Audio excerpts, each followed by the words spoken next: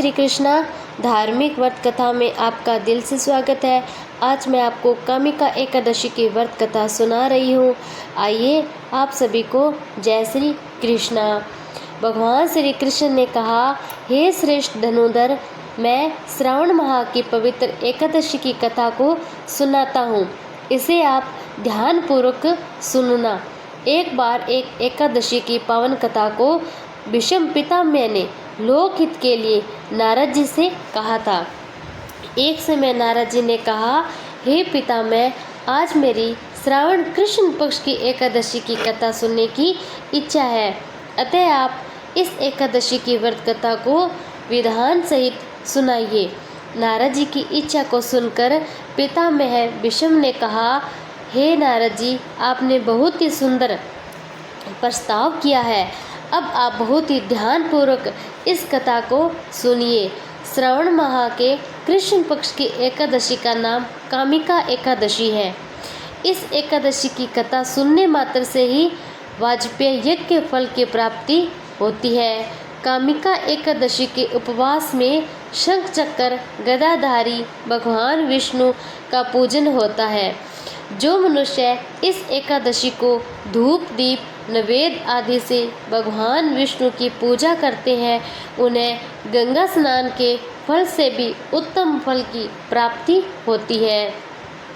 सूर्य ग्रहण एवं चंद्र ग्रहण में केदार और कुरुक्षेत्र में स्नान करने से जिस पुण्य की प्राप्ति होती है, वह पुण्य कामिका एकादशी के दिन भगवान विष्णु की भक्ति पूर्वक पूजा करने से प्राप्त हो जाती है। भगवान विष्णु की श्रावण माह में भक्ति पूर्वक पूजा करने से फल समुद्र वन सहित पृथ्वी दान करने के फल से भी ज़्यादा होता है। व्यक्ति गंडकी नदी में स्नान करने से जो फल प्राप्त होता है, वह फल भगवान की पूजा करने से मिल जाता है। संसार में भगवान की पूजा का फल सबसे ज़्यादा भक्ति पूर्वक भगवान की पूजा न बन सके तो श्रावण माह के कृष्ण पक्ष की कामिका एकादशी का उपवास करना चाहिए। आभूषणों से युक्त बछड़ा सहित गोदान करने से जो फल प्राप्त होता है, वह फल कामिका एकादशी के उपवास से मिल जाता है। जो उत्तम द्विज श्रावण माह के कृष्ण पक्ष की कामिका एकादशी का उपवास करते हैं तथा भगवान विष्णु का पूजन करते हैं, उससे सभी देव नाग किन्नर पितर आदि की पूजा हो जाती है। इसीलिए पाप से डरने वाले व्यक्ति को विधि विधान सहित इस उपवास को करना चाहिए। संसार सागर तथा पापों में फंसे हुए मनुष्य को इनसे मुक्ति के लिए कामिका एकादशी का व्रत करना चाहिए। कामिका एकादशी के उपवास से भी पाप नष्ट हो जाते हैं। संसार में इससे अधिक पापों को नष्ट करने वाला कोई उपाय नहीं है। हे नारद जी, स्वयं भगवान ने अपने मुख से कहा कि मनुष्य को आध्यात्मिक विद्या से जो फल प्राप्त होता है, उससे अधिक फल कामिका एकादशी का व्रत करने से मिल जाता है। इस उपवास के करने से मनुष्य को न यमराज के दर्शन होते हैं, न ही नरक के कष्ट भोगने पड़ते हैं। वह स्वर्ग का अधिकारी बन जाता है। जो मनुष्य इस दिन तुलसी दल से भक्ति पूर्वक भगवान विष्णु का पूजन करते हैं, वे इस संसार सागर में रहते हुए भी इस प्रकार अलग रहते हैं जिस प्रकार कमल और पुष्प जल में रहता हुआ भी जल से अलग रहता है। तुलसी दल से भगवान श्री हरि का पूजन करने का फल एक बार स्वर्ण या 4 बार चांदी के दान के फल के बराबर है। भगवान विष्णु रतन मोती मणि आदि आभूषण की अपेक्षा तुलसी दल से अधिक प्रसन्न होते हैं। जो मनुष्य प्रभु का तुलसी दल से पूजन करते हैं, उनके सभी पाप नष्ट हो जाते हैं। हे नारद जी, मैं भगवान की अति प्रिय श्री तुलसी जी को प्रणाम करता हूँ। तुलसी के दर्शन मात्र से मनुष्य के सभी पाप नष्ट हो जाते हैं। शरीर के स्पर्श मात्र से मनुष्य पवित्र हो जाता है।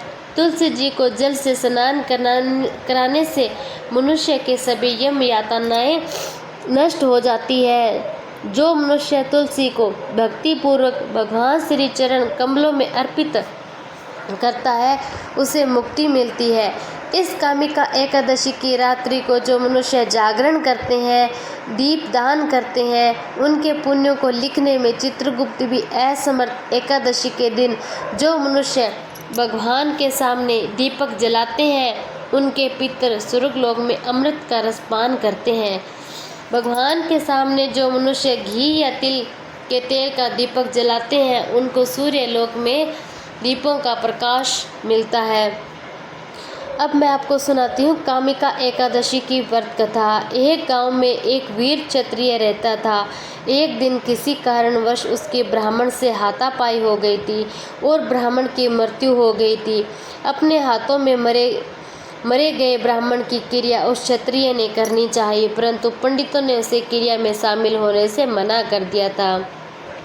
ब्राह्मणों ने बताया कि तुम पर ब्रह्म हत्या का दोष है, पहले इसका प्रायश्चित कर इस पाप से मुक्त हो, तब तुम्हारे घर में भोजन करेंगे।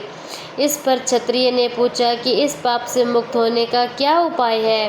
तब ब्राह्मणों ने बताया कि श्रावण माह के कृष्ण पक्ष की एकादशी को भक्ति भाव से भगवान श्रीधर का पूजन कर ब्राह्मणों को भोजन करा के सद्दक्षिणा के साथ आशीर्वाद प्राप्त करने से इस पाप से आपको अवश्य मुक्ति मिलेगी। तो पंडितों के बताए हुए तरीके पर व्रत कराने वाली रात में भगवान श्रीधर क्षत्रिय को दर्शन लेकर कहा कि तुम ब्रह्म हत्या पाप से मुक्ति तुम्हें मिल गई है। इस व्रत के करने से ब्रह्म हत्या आदि के सभी पाप नष्ट हो जाते हैं। इस लोक में सुख भोगकर प्राणी अंत में शिव विष्णु लोक हो जाते हैं। इस कामिका एकादशी के महात्म सुनने व पठन से मनुष्य स्वर्ग लोक को प्राप्त करते हैं। जय श्री कृष्ण। राधे राधे। सुनकर बैकुंठ को चला जाता है। इस दिन फलाहार में तुलसी की मंजरी से विष्णु भगवान का पूजन किया जाता है और इस दिन गो दूध का सागर भी लेना चाहिए। पुत्रदा एकादशी का व्रत कथा जो आती है श्रावण मास के शुक्ल पक्ष को। तो युधिष्ठिर बोले, हे मधुसूदन, श्रावण शुक्ल पक्ष की एकादशी का क्या नाम है, जो कृपा करके आप मुझे कहिए। तो श्री कृष्ण बोले, राजन, प्राचीन समय में द्वापर युग के प्रारंभ में महिष्मतिपुरी में महोजित नाम का एक राजा राज्य करता था। उसके पुत्र नहीं था, इससे उसको राज्य से सुख नहीं मिलता था। बिना पुत्र के इस लोक और परलोक में सुख नहीं है। पुत्र की प्राप्ति के लिए उपाय करते हुए उस राजा को बहुत समय बीत गया था, परंतु पुत्र उत्पन्न नहीं हुआ। अपनी वृद्ध अवस्था देखकर राजा को बहुत चिंता हुई। सभा में बैठकर प्रजा से बोला, हे मनुष्य, इस जन्म में मैंने कोई पाप नहीं किया। मैं सदैव धर्म के मार्ग पर ही तत्पर रहा हूँ। मेरे पुत्र क्यों नहीं हुआ, इसका विचार करो। ब्राह्मण और प्रजा इस बात को सुनकर आपस में विचार करके सघन वन में चले गए। वहाँ घोर तप करते हुए चैतन्य आनंद में आरोग आहार रहित मन को वश में करने वाले क्रोध रहित धर्म तत्व के सब शास्त्रों में चतुर लोमस ऋषि को देखा। उनको देखकर सब प्रसन्न हुए और यथा योग नमस्कार किया। नम्रता पूर्वक आपस में कहने लगे, हमारे भाग्य से मुनीश्वर मिले हैं। उनको नम्र देखकर मुनीश्वर बोले, तुम किस लिए आए हो, इसका कारण क्या है?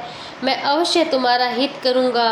हम सरीखे मनुष्य को जन्म परोपकार के लिए हैं, इसमें कोई संशय नहीं है। मनुष्य बोले कि हम अपने आने का कारण कहते हैं, आप सुनिए। हम संदेह निवारण करने को आपसे पास आए हैं। महीजीत नाम का राजा पुत्रहीन, हे ब्रह्मा, हम उसकी प्रजा और पुत्र की तरह उसने रक्षा की। उसको बिना पुत्र के देकर उसके दुख से हम दुखी हैं। सो दृढ़ विचार करके हम जप तप करने को यहाँ आए हैं, जिसके भाग्य से ही हमको आपका दर्शन हो गया। बड़ों के दर्शन से ही मनुष्य का कार्य सिद्ध हो जाता है। तो हे मुनि श्रेष्ठ, ऐसा उपदेश दीजिए जिससे राजा के पुत्र हो। और उस राजा के पहले जन्म का वृतांत ध्यान करके मुनीश्वर बोले, पहले जन्म में ये राजा निर्धन और क्रूरता से कर्म करने वाला वैश्य था। एक गांव से दूसरे गांव में जाकर व्यापार भी करता था। एक समय ज्येष्ठ मास के शुक्ल पक्ष में द्वादशी के दिन मध्याह्न के समय गांव की महिमा पर प्यास से व्याकुल हो गया।